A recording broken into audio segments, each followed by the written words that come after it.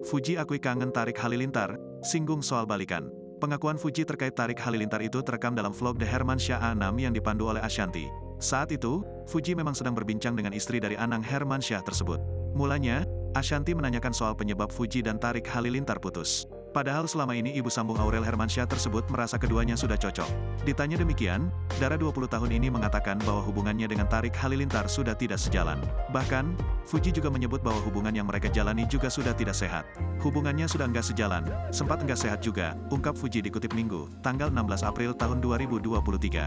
Walaupun begitu, Fuji tidak membantah masih beberapa kali merindukan Tarik Halilintar. Ya selayaknya orang baru putus.